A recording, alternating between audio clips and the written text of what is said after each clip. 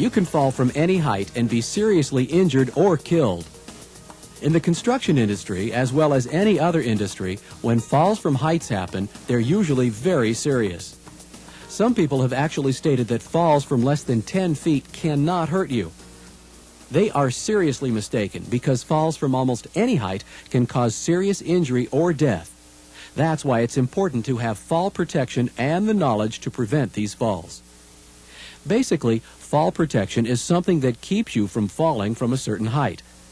Whenever you're working 6 or more feet high, OSHA requires fall protection. Right now, let's take a quick look at the different types of fall protection. First, there are guardrails, which consist of a top rail, mid-rail, toe boards, and anchoring posts.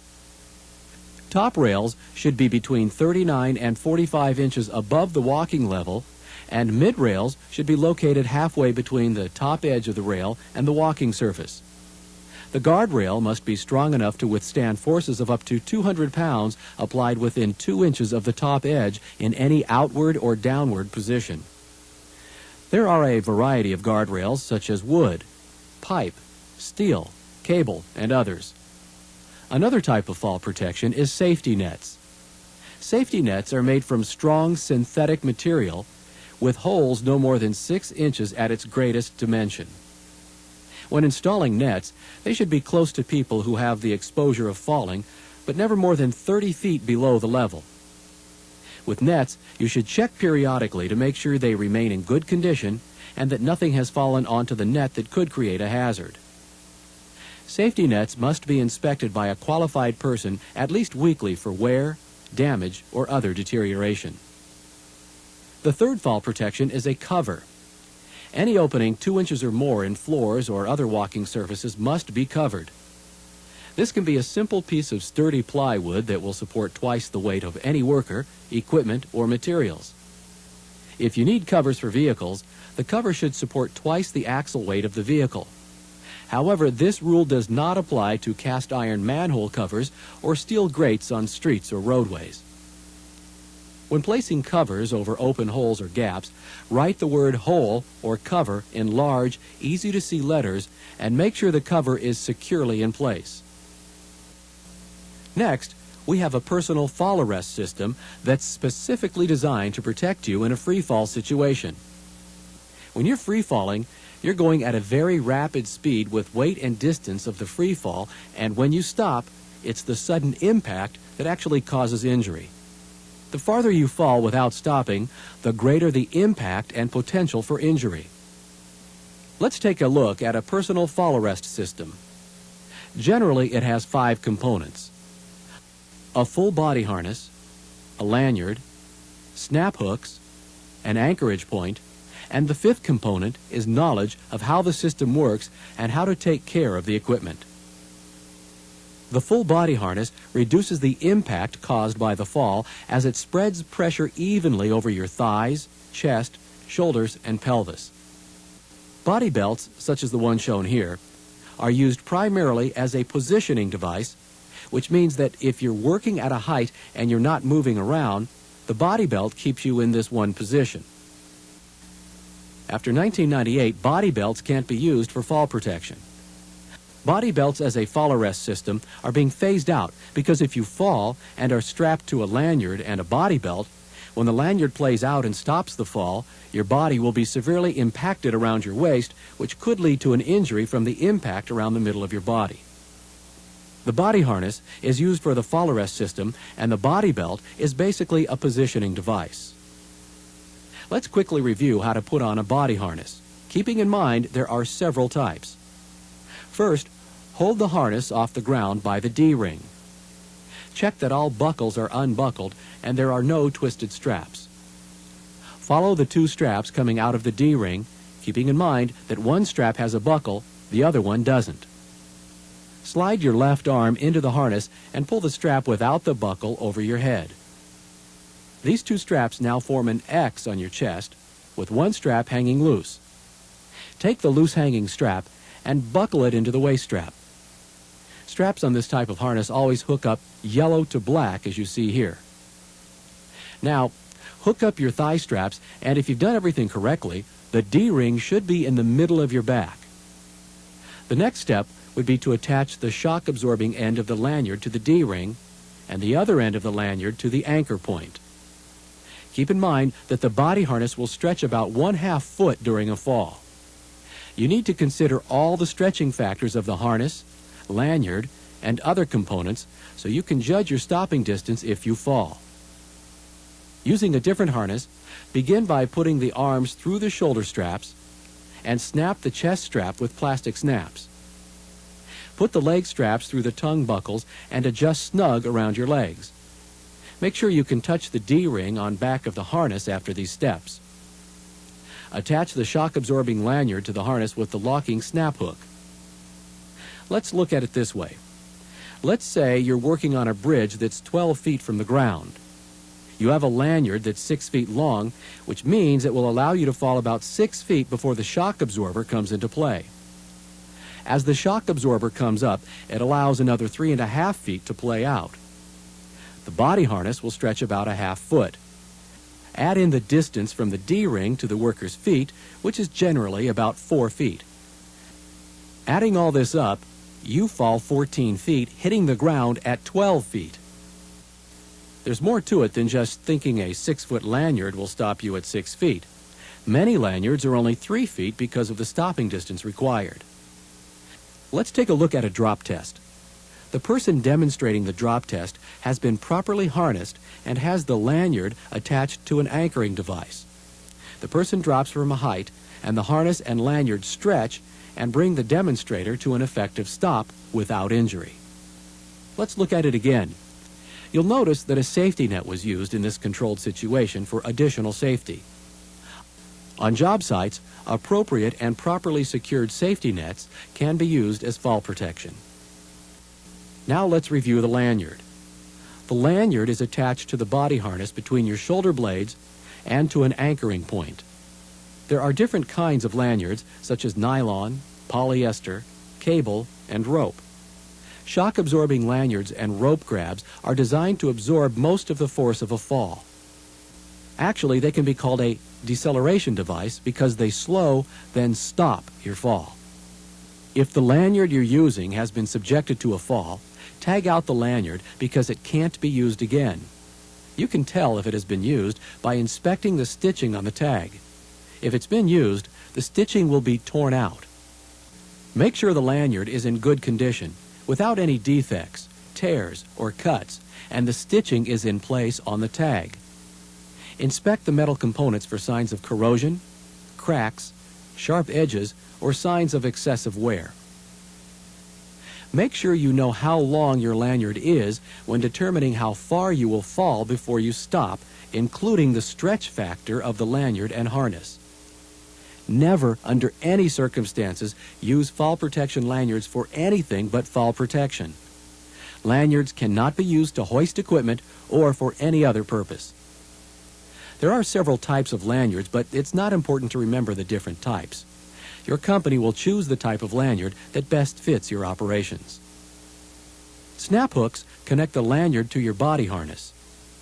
Connecting is easy by just connecting the snap hooks to the D-ring on your harness. The double locking snap hooks are recommended. However, you may find some non-locking snap hooks which are being phased out by January 1998. One word of caution about snap hooks. Connect them only to the D-rings or anchor point.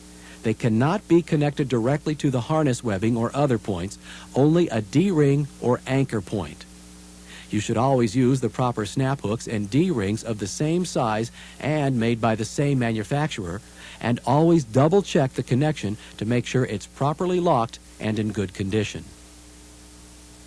An anchorage point is the place where your lanyard is attached to a solid, unmovable object which can support up to 5,000 pounds. Keep in mind that you may weigh only 200 pounds, but once you begin to fall, that 200 pounds can turn into a couple thousand pounds of force depending on how far you fall and the speed of the fall. Another factor in fall protection safety is the swing factor. When considering tie-off or anchoring points, if you fall, how far will you swing from side to side? This is a pendulum effect at the end of a fall. which could cause you to hit something if you swing too far. Never anchor the lanyard to a guardrail or similar object. The anchor must be a solid, unmovable object that will support you in case of a fall. When anchored, you should be able to fall no more than 6 feet before you are slowed and stopped. If your lanyard is too short for the job, you must find another good anchorage point and not try to extend the length of the lanyard. As we discussed earlier, the fifth component of a fall protection system is knowledge. Be sure to know how your equipment works, how to properly inspect all components, and if you find something wrong with your equipment, don't use it. Tag it defective and replace it before you continue. Your equipment will work properly as it's designed to do only if it's in good condition and it's used properly. Another important factor in the knowledge component is to never take shortcuts and never fail to use your equipment when you're working at a level 6 feet or higher that requires fall protection. Certainly, fall protection systems can be awkward to use, and in some cases, your company may have to resort to other methods of fall protection.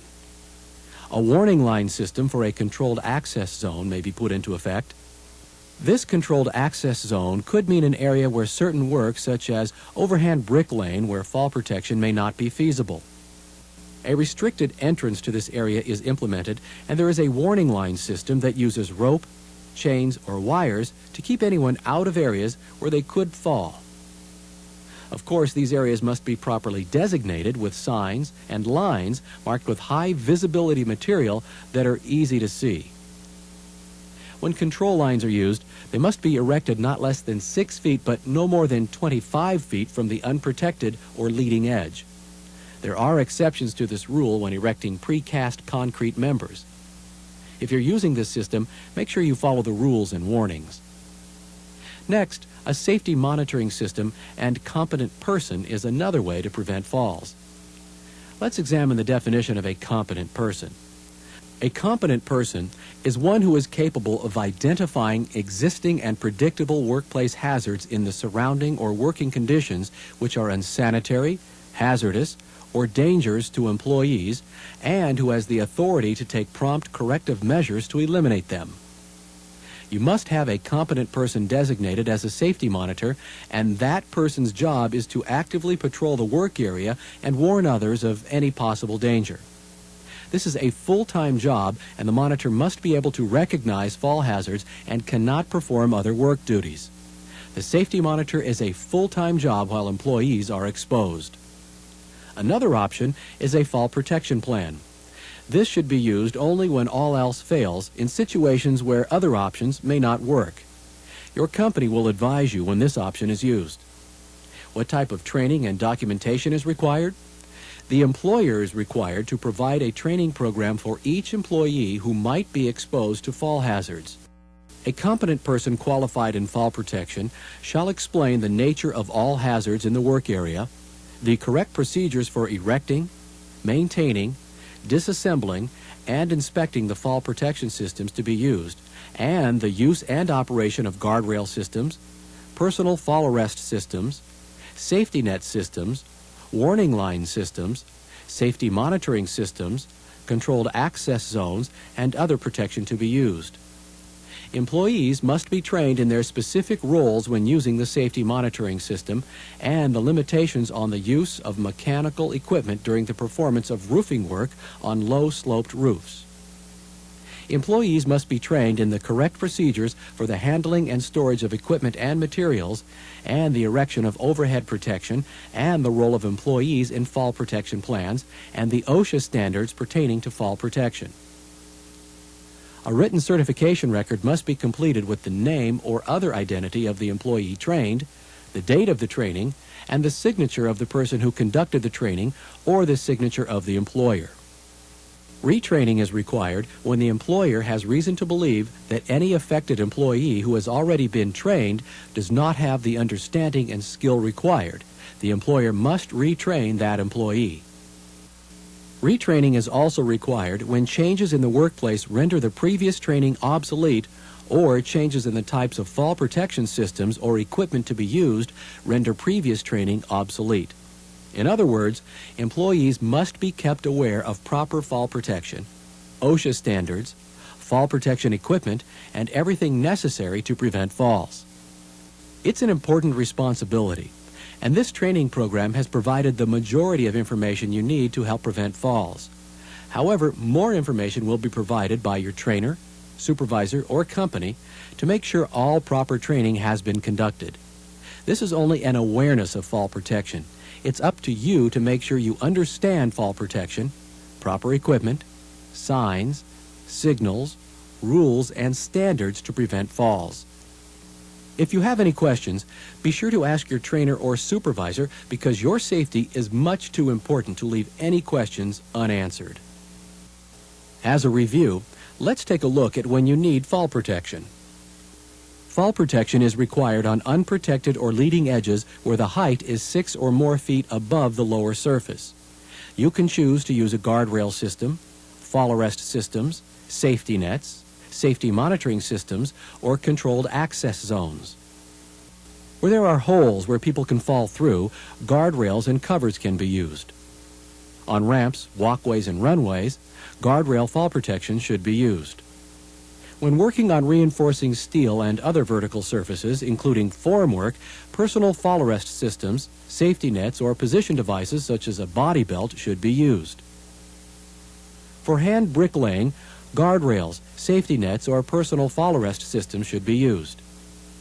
On low-sloped or steep roofs, controlled access zones may offer proper fall protection.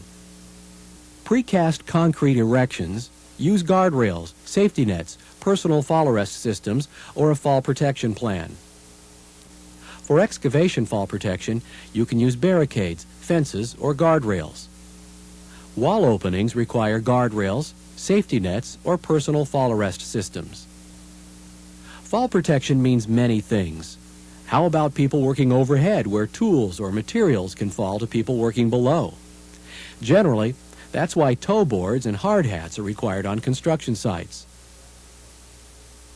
The same applies for powered lifts, toe boards, and conscientious workers making an effort not to let anything fall below.